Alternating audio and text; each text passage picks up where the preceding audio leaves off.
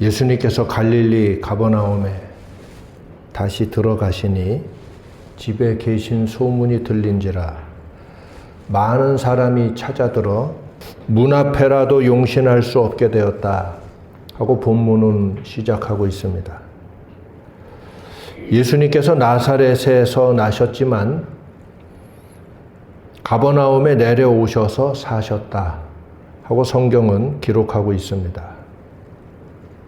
출생지는 나사렛이지만 예수님이 실제로 공생에 활동하시는 동안 사셨던 집은 가버나움에 있었습니다. 이 집은 어디에 있었을까요? 우리가 갈릴리에 가면 매번 방문하는 곳이 가버나움입니다. 가버나움은 반드시 여러 번 가봤어도 또 한 번 가게 되고 가서 묵상을 하고 그렇게 하게 되는데, 가버나움에 가면 팔각형 모양으로 된 아주 아름다운 예배당이 하나 있죠. 원래는 그게 초기 비잔틴 시대에 예배당이 있던 자리입니다. 거기에 이제 현대식 건물로 세웠는데, 초기 비잔틴 성당이 있었던 그 유적지죠. 그것도 이제 다 무너진 후니까 거의 많은 전쟁이 있었기 때문에 그 장소를 누군가 파기 시작했습니다. 이거 뭔가 중요한 것이 안에 있지 않을까.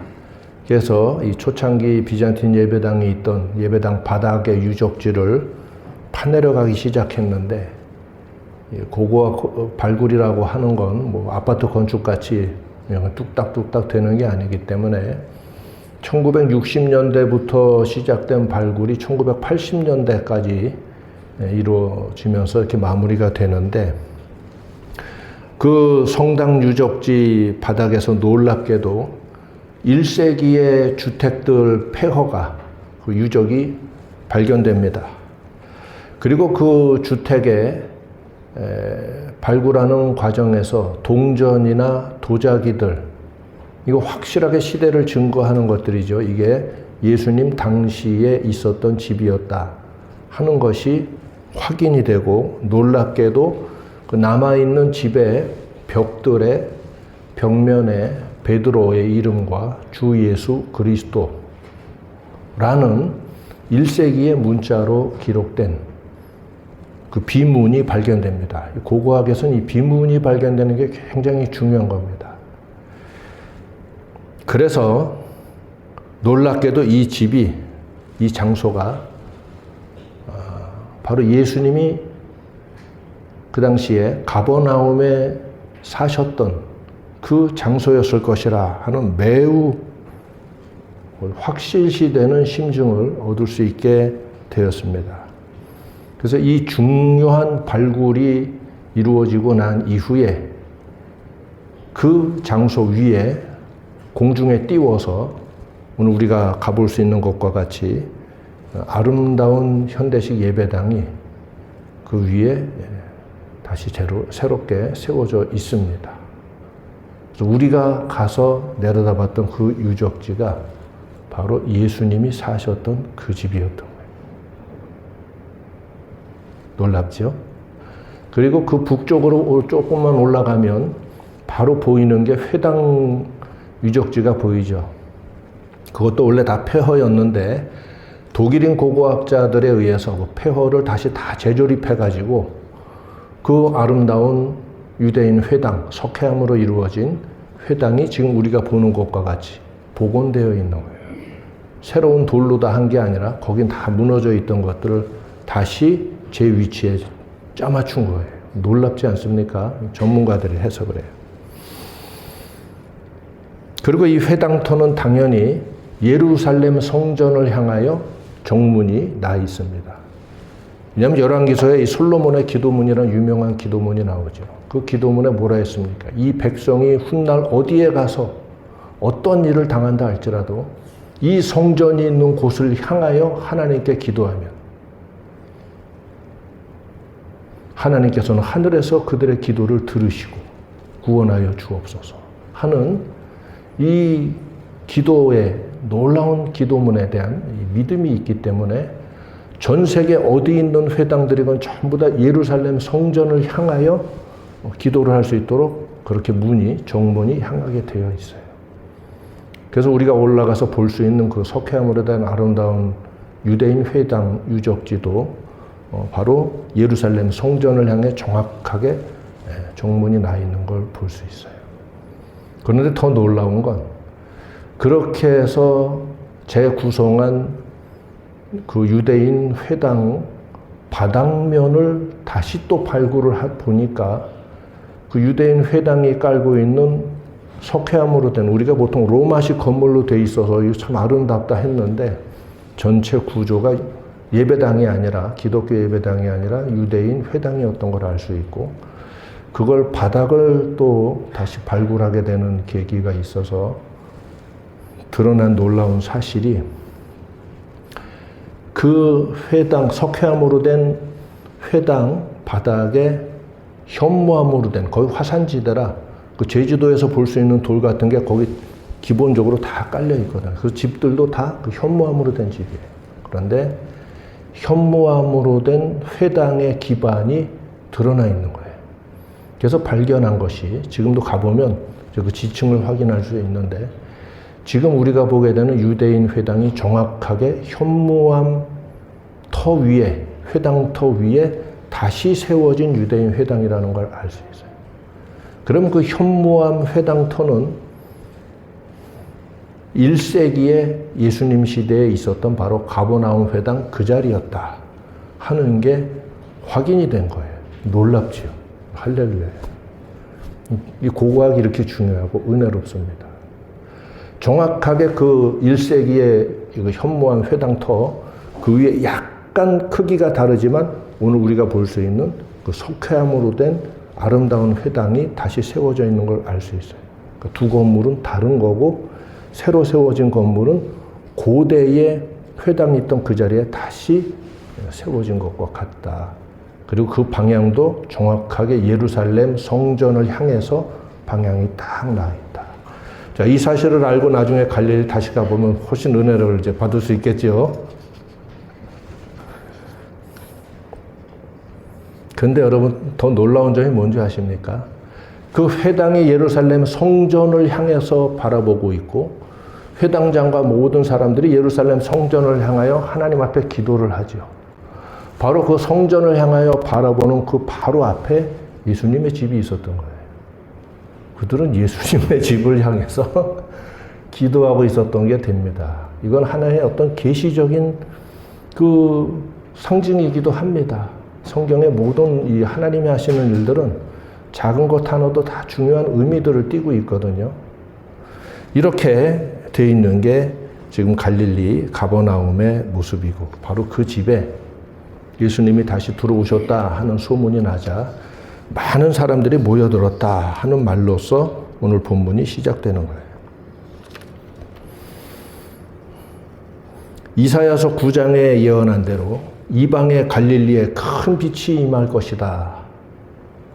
그리고 이것을 위하여 한 아기가 태어나게 될 것이고 한 아들을 주셨다 하는 말씀인데, 이방의 갈릴리, 하나님의 심판을 받아 멸망하고 이방인의 땅이 되었던 그 갈릴리에 하나님의 큰 빛이 임하고 하나님의 큰 은혜가 임하는데, 하나님 메시아를 갈릴리에 보내실 것이다. 이 이사야 9장에 나타난 놀라운 예언이에요. 우리가 찬양으로도 부르고 찬송으로도 하는 그 한 아들, 한 아기에 대한 예언. 그 예언대로 예수님은 갈릴리 나사렛에서 한 아들로 나셨고, 그리고 갈릴리의 중앙인 가버나움에 내려오셔서 바로 회당 앞에서 예수님이 사셨던 그 장면이 놀랍게 이사야서 9장에 예언한 이 메시아 예언의 성취인 것도 또한 알 수 있어요. 성지순례는 이런 차원에서 해야 제대로 되는 겁니다.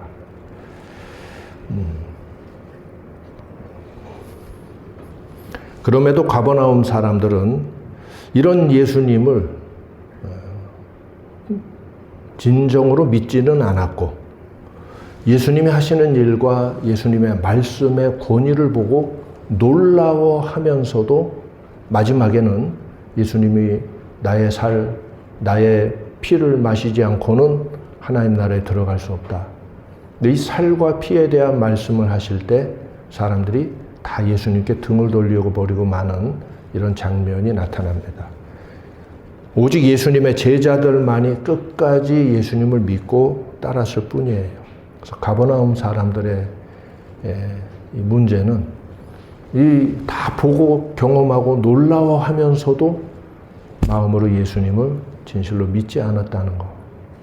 어쨌거나 지금 이 사람들은 예수님이 다시 오셨다는 소리 듣고 많이 모여들었어요. 어느 정도로 모여들었냐? 문 앞에라도 용신할 수 없게 되었다. 몸을 움직일 수 없을 만큼 문 입구까지, 집 안도 빽빽하게 다 들어찬 거죠. 조그만 집에. 이렇게 사람들이 모여든 이유가 있지요. 우리가 알지요. 네. 모여들었어요. 예수님이 하나님 나라 말씀을 증거하시고 또 가르치실 때 사람들이 중풍병자를 4사람에게 메워서 들고 왔다 하고 본문이 시작됩니다. 아마 그동안 많은 소문을 들어 알다시피 우리 이 중풍병자도 예수님의 능력을 의지해서 어찌 고쳐보겠다 하는 마음으로 이 사람을 4사람에게 메워서 들것에 씌웠다는 이야기죠. 그래서 들고 왔어요. 앞에 기록한 대로 문 앞에 들어갈 수조차 없게 되자 이 사람들은 지붕을 뜯어서 썸노프처럼 만드는 것 같아요. 그리고 예수님 앞으로 이 들것을 달아 내립니다. 예수님 앉아 계신 앞에 갑자기 병자가 들것에 실려 내려오는 이 신기한 장면을 보시고 쳐다보실 때 그들의 열정과 그들의 간절한 표정을 보셨겠죠. 그리고서 예수님은 그 중풍병자를 보시고 소자야 내 죄사함을 받았느니라 하고 말씀하셨습니다. 자, 우리는 이 대목에서 잠시 주목해야 됩니다. 사람들에게는 이 젊은이인 것 같아요. 테크논 하셨으니까 소자야, 아이라는 말인데 소자야 하신 거 보면 아마 젊은이인 것 같아요. 젊었는데 중풍병자였습니다. 아마 온몸이 마비된 젊은이였던 것 같아요. 뭐 나이는 크게 상관없어요. 주님 앞에서. 뭐 100살이나 10살이나 다 애지. 영원하신 주님 앞에. 아브라함이 있기 전에도 내가 있었느니라 하신 예수님 앞에. 예수님이 소자야 테크논 하고 부르셨는데 현대의학은 뇌졸중이니 뇌성마비니 또 뭐 근무력증이니 뭐 심지어 알츠하이머도 있고 뭐 여러 그 원인에 따라서 병명을 부릅니다만 고대에는 증상을 표현하는 것 말고 다른 언어가 없었죠. 그래서 이 파랄루티코스라고 이렇게 헬라어로 기록된 파랄루티코스라는 상태는 마비된 자를 일컫는 말이에요. 우리나라에서도 옛날에 이 비슷한 증상을 뭐라고 그래요? 푹 맞았다. 그래서 예전에 번역된 성경에 중풍병자라고 이 파랄루티코스를 번역한 거예요. 푹 맞았나 보다. 뭐가 마비됐구나. 근데 이 사람은 마비가 아주 심했던 거예요. 원인은 우리가 알 수 없어요. 어쨌거나 마비된 게 문제니까. 그래서 이 가족들도 또 이 사람을 아는 주변 사람들도 그의 이런 마비된 상태에 큰 안쓰러움과 또 이거 큰일이다 하는 위기의 공감대가 있었을 겁니다. 그리고 이 사람을 살리고 싶은 또 마음이 있는 걸 보면 참 또 사랑이 뜨거웠던 것 같아요. 아니면 이대로 있으면 이제 큰일 날 것 같아서 그런지도 모르겠고 어쨌거나 열정을 가지고 이 사람을 들것에 실어서 4사람의 어깨에 메워서 여기까지 온 거예요. 어디서부터 왔는지도 기록 안 돼 있어요. 또 왔대. 가까운 동네에 있었던 것 같지는 않아요. 이렇게 싣고 온 거 보면. 그러면 굉장히 고생하면서 온 거예요. 완전히 거기 산지거든요. 각도가 이렇게 되는. 데리고 왔어요. 땀을 삐질삐질 흘리면서 왔더니 아마 이 기록된 거로는 최초의 썬루프를 만든 게 아닌가. 예수님 계신 집에 뚜껑을 뜯어가지고 이걸 달아내렸어요. 참 창의력이 있죠? 하나님의 기적을 체험하려면 이 창의적인 열정이 항상 필요하다고 말하지 않습니까? 창의적인 기도를, 창의적인 간절함으로 하나님 앞에 나가야지 멍하니 앉아서 하늘만 바라보고 구하는 이거 아니에요. 하나님 앞에 구해야 돼. 찾으라, 두드리라. 그래서 결국 이렇게 된 거예요. 자, 이 사람들의 근심은 이 사람이, 이 청년이 뭐 할 수도 있고, 그러나 이 아이가 중풍병에 걸렸다 하는 게 이들의 근심의 핵심이죠. 이 젊은 나이에, 또는 나이가 좀 많아 먹었을지도 모르지만, 자꾸나 어른들이 볼 땐 다 애죠. 젊은 애가 중풍에 걸려 온몸이 마비가 됐다. 큰일이다. 큰일이다. 그래서 이거 근심이에요.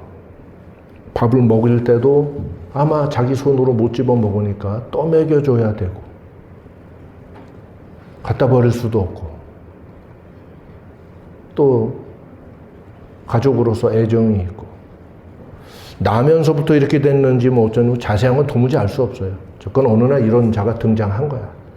그것만 이제 생각하면 돼. 그래서 이들의 근심의 핵심이 뭐예요?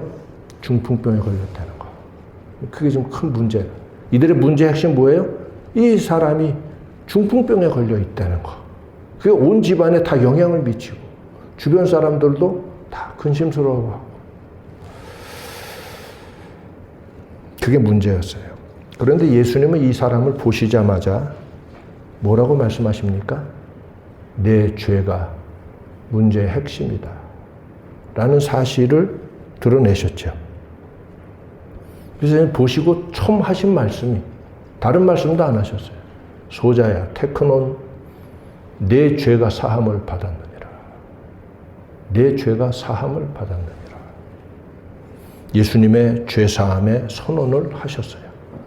그러자 이 사람의 몸의 근원이 치유되기 시작한 거예요. 순식간에. 할렐루야. 여기에서 사람들과 예수님의 차이를 여러분 느끼십니까? 그걸 봐야 돼. 오늘 이 말씀 속에서 그거를 인식해. 사람들은 중풍병 하고 있는데 예수님은 그의 죄를 보고 계신 거예요. 그들은 이 사람이 언제부터 병 걸렸는지 모르지만 오랜 시간 동안 계속 이 문제를 끌어안고 중풍병 하고 있었는데, 예수님은 이 사람을 오늘 처음 봤는데 보는 순간 죄가 문제구나. 그래서 예수님이 죄 문제를 해결하시고, 순간 보신 예수님도 알아보시는데 오랜 시간 동안 가슴을 두드리고 근심을 하던 이 사람들은 여전히 중풍병 하고 있다가 이 중풍병을 끌고 왔다는 거예요. 우리는 어떤 문제 상황 또는 근심스러운 상황을 마주할 때 자연스럽게 그 문제에 집중하게 되죠. 중풍병, 아유 큰일 났네, 중풍병. 그러나 경건한 사람은 그 문제에서 더 나아가 이 문제의 영적인 원인이 무엇인지, 이런 부분이 없는지 이것을 찾고자 합니다. 그래야 근원적인 해결을 얻지 않습니까? 예수님은 그들이 안고 있던 중풍병이라고 하는 이 근심 덩어리, 문제 덩어리, 그러나 그 핵심 원인은 그 당사자나 또는 그들의 죄에 있었다 하는 사실을 직시하고 계셨던 거예요. 내 죄 사함을 받았느니라 하신 걸 보면 그 본인의 죄가 문제가 있지. 또는 같은 일을 하고 있었던 주변 식구들이 있었을 수도 있겠죠. 그래서 그나 또는 그들이나 죄의 문제가 이 사태의 핵심이었다는 것. 그걸 주님은 드러내시고 그 문제를 주님이 해결하신 거예요.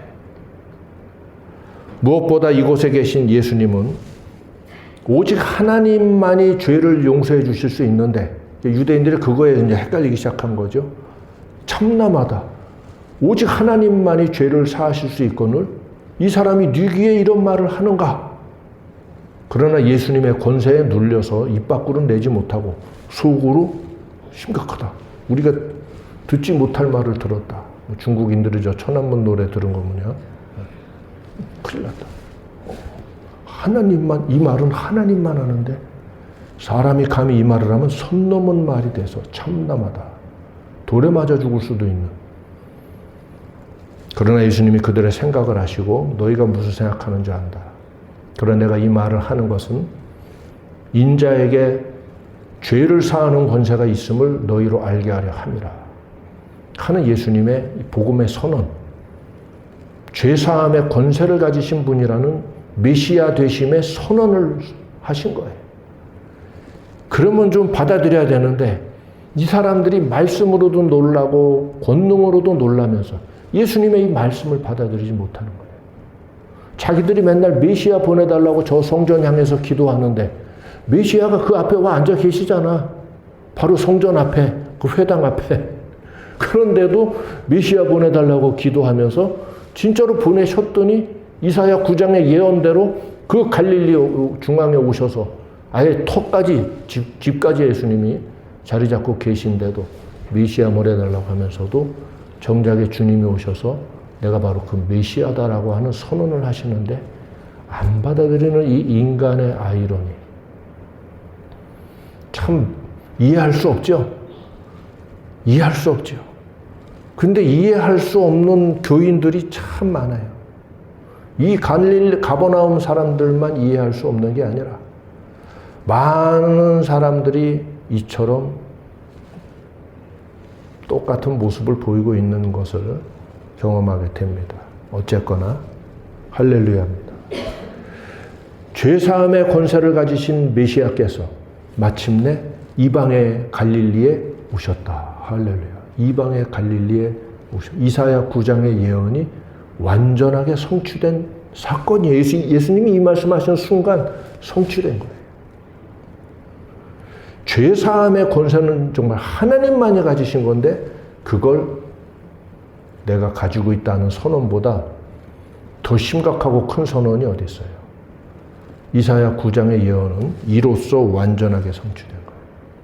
30년 전에 나사렛에서, 물론 베들레헴에서 나셨지만 나사렛의 마리아의 몸에 잉태되시고 그 이후에 다시 오셔서 나사렛에서 유년기를 사시고, 이렇게 시작된 이야기지만 이날 가버나움에서 예수님의 이 선언은 마침내 메시아가 이곳에 와 계시다. 그리고 놀랍게도 우연의 일치 같아요? 나는 우연이 아니라고 봅니다. 하나님이 하시는 일은 작은 것도 다 완전합니다. 유대인들이 매번 모여서 예배하고 성전을 향해 하나님 앞에 기도할 때 가장 큰 기도의 제목은 메시아 보내달라는 기도. 자기들 문 앞에, 회당 정문 앞에 한 30m, 40m 걸어서 몇 걸음 안 돼요. 예수님의 집이 거기 있었다 하는 사실 얼마나 놀라워요. 그리고 이날 이 일이 벌어졌고 예수님이 이걸 선언하신 거예요.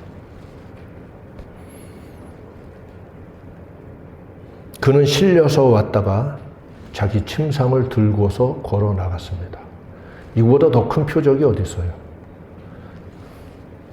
자, 우리는 여러 가지 맞닥뜨리는 문제 상황들에서 혹은 그게 자녀들의 문제이기도 해요. 또는 가족이나 자기 자신의 어떤 문제이거나 모든 문제들 앞에 오늘 이 본문의 말씀, 이 이야기를 기억해야 합니다. 내가 이 문제에 하나님 앞에 내가 깨닫고 회개해야 될 부분이 혹시 없는지, 나와 연관된 문제는 다 나도 내 자신을 돌아보고 하나님 앞에 영적인 성찰을 해야 되는 거예요. 내가 혹시 고쳐야 될 게 없는지, 내가 어떤 걸 거역하고 있거나 순종하지 않고 미루고 있는 게 뭔지, 내가 고쳐야 된다는 지적을 받고도 여전히 뭉개고 있었던 것은 무엇인지, 혹은 내가 죄라고 생각지 않아 왔는데 오늘 하나님이 책망하시는 부분은 뭔지. 자, 이러한 깊은 영적인 성찰을 하나님 앞에 간구해야 되는 거예요. 내가 이 문제 하나님 앞에 깨닫고 회개하거나 돌이켜야 될 것, 또는 순종해야 될 것이 있는지, 주여 알기 원합니다. 우매한 저를 깨닫게 하여 주시고 이 문제 온전히 해결되는 걸 통해서 내가 하나님 앞에 제대로 서는 줄 알게 하여 주옵소서. 자, 이제 중풍병보다 더 심각한 원인에 대한 기도로 들어가는 거죠. 바로 이거를 오늘 본문이 가르쳐 주는 거예요, 한편으로. 이들은 중풍병하고 끌어지 내리면서도 중풍병 고쳐주세요 하고 있지만 예수님은 죄.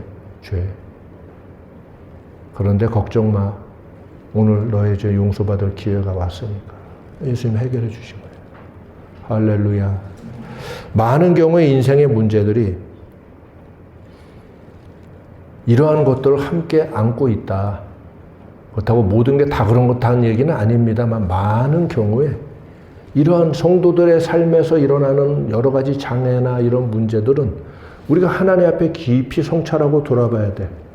그 해답을 구해야 될 부분들을 안고 있는 경우가 참 많다.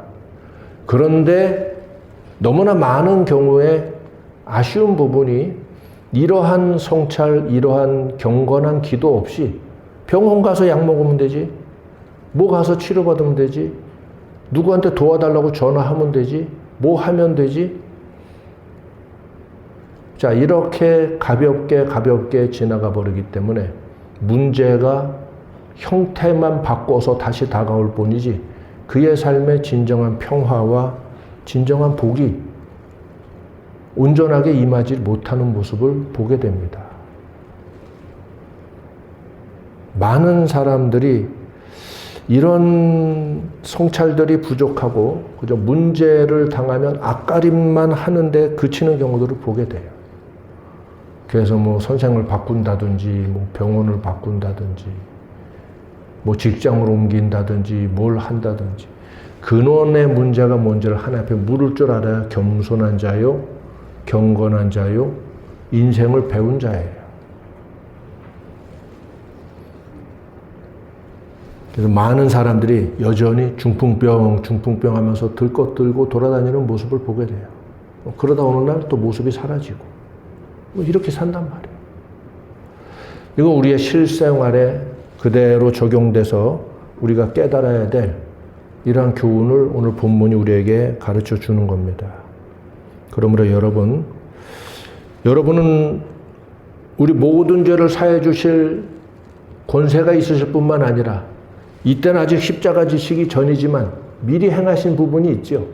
그러나 주님은 이제 십자가 지시고 부활하심으로써 내 모든 죄값을 친히 자기 몸에 담당하셨으므로 이제는 완전하게 내 죄를 사해 주실 주님이신 줄 믿으시기 바랍니다. 이 구주 되시고 나의 죄를 용서해 주실 권세가 있으신 예수님 앞에 나아와서 부르셨는데 하물며 불러주셨는데 주님 앞에 나아와서 여쭙고 고치고 내가 제대로 돌이켜서 순종하고 하나님이 원하시는 길로 내가 나아가기를 원합니다 하고 한다면 얼마나 주님이 기쁘게 용서해 주시고 또 새로운 기회를 주시지 않겠습니까? 성도가 당하는 모든 문제, 특별히 자녀들의 문제, 이러한 것은 반드시 부모인 내가 돌아봐야 될 부분이 있어요.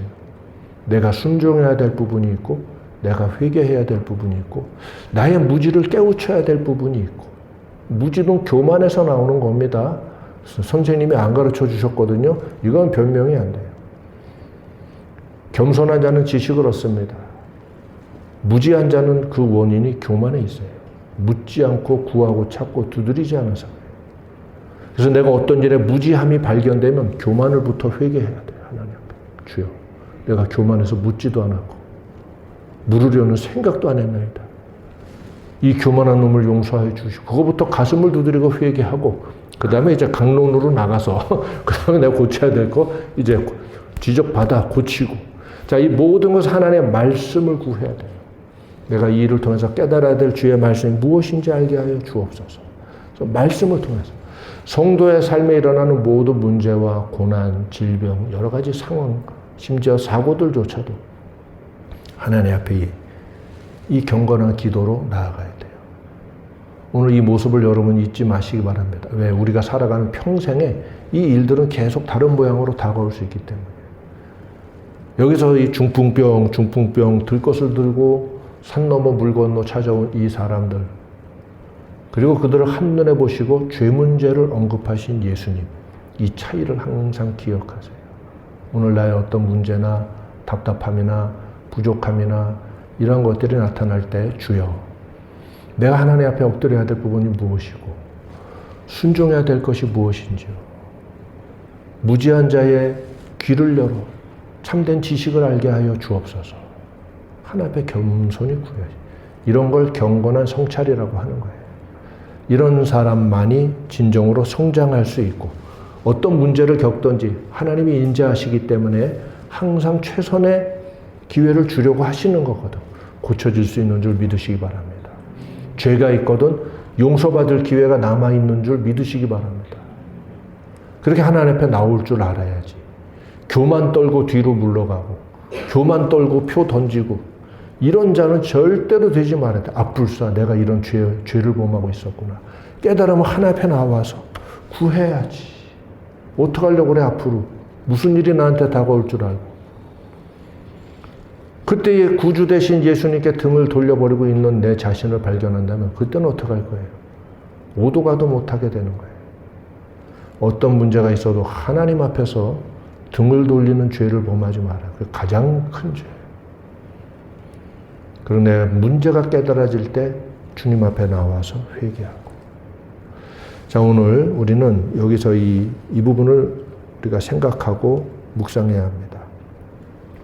이제 지금도 우리가 기도해야 될 부분이 있을 것이고, 앞으로 살아가면서도 이 교훈을 마음에 담고서 항상 내 문제, 또 내 죄의 문제를 사해 주실 수 있는 내 구주 예수님, 주님 앞에 나아오면 인자하신 주님께서 용서해 주려고 십자가 지신 거기 때문에, 주님이 꾸짖는 거는 징벌하려고 꾸짖는 게 아니라 깨달으라고 책망을 하시고 지적하시는 거지. 벌을 줄 거였으면 그냥 진작에 죽여버렸던가 다리 몽둥이를 불구로 만들었던가 했겠지. 벌을 줄 거였으면 여러분은 벌써 아마 한 반병신 됐을 거야 아마. 그러나 주님은 벌 주는 게 목적이 아니라 지금은 용서하고 구원하시고 다시 일어설 수 있는 기회를 주고자 하시는 완전하신 선하신 뜻을 가지고 우리 가운데 오셔서 우리를 부르셨다. 이 사실을 기억하고 주님 앞에 두려움으로 나아가지 말고 간절히 사모하는 마음으로 나아오시기 바랍니다. 그럼 하나님은 말씀을 통해서 깨달음을 얻게 하시고 내가 해야 될 것을 알도록 지혜를 주시거든. 자, 이렇게 할 때에 문제의 근원이 해결되면 이 그와 관련돼서는 더 이상 나를 고통스럽게 할 부분이 없겠죠. 이렇게 해서 하나하나가 고쳐져 가면서 주님이 기뻐하시는 참 제자의 인생 그 모습으로 서게 되는 거예요. 우리가 다 죄인일 때 부름받았지 의인일 때 부름받은 사람 있습니까?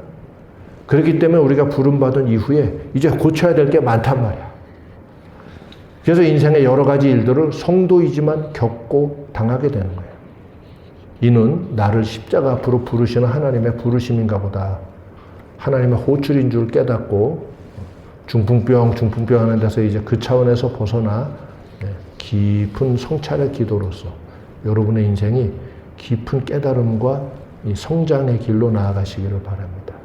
기도하십시다. 주님, 고마우신 예수님, 나를 벌하러 오시지 않았고 나를 구원하러 오신 예수님, 지금도 나를 부르시는 것은 나를 용서하시고 고쳐주시고 다시 설 수 있는 기회를 주시고자 오신 줄 믿습니다. 주님, 저를 도와주시고 깨닫게 해주시고 온전한 지혜를 알게 해주시옵소서. 이렇게 우리 하나님 앞에 기도하십시다. 인자하신 예수님, 저희에게 오신 예수님을 찬양하고 우리 구주 예수님을 이 무지하고 캄캄한 수렁 가운데 살던 죄인에게 알게 하시고 보게 하시고 만나게 하시고 이끌림 받아 여기까지 올 수 있도록 인도해 주신 은혜 감사하고 찬양합니다. 주여, 주의 인자하신 손길과 그 부르시는 음성을 저희가 듣고 이 갈릴리 가버나움 사람들처럼 다 듣고도 등을 돌려버리는 이런 자 되지 않게 해주시고 중풍병하고 문제만 되뇌이다가 멈춰버리는 자 되지 않게 해주시고, 주님 앞에 나아가 우리 인생의 진정한 문제의 근원을 해결받게 해주시고, 참된 겸손과 참된 경건과 하나님의 말씀의 깊은 지식과 지혜를 깨달아서 주여 하나님이 참 원하시고 기뻐하시는 길을 향해 나아가게 하셔서 저희를 구원하시고 용서하시고 고치시고 회복하시고자 저희를 불러주셨고 찾아오신 예수님, 이 예수님을 사랑하고 예수님을 마음으로 영접하고 예수님 앞에 나아가서 이 부족하고 또 모자란 저희들이 온전한 모습으로 서게 될 때 참으로 하나님이 나를 통해 영광 받으시고 세상을 향해 하나님의 영광의 빛을 드러내실 줄 믿사와 이것을 소망과 비전으로 삼고 하나님 앞에 더욱더 가까이 나아갈 수 있는 저희를 되게 하여 주시옵소서. 감사하고 찬양합니다. 갈릴리에 오신 예수님, 또 이 예수님의 계신 이 자리가 곧 나의 삶의 자리라 하는 사실을 깨닫고 항상 마음에 간직하고 나아가게 하여 주옵소서. 예수님 이름으로 기도하옵나이다. 아멘.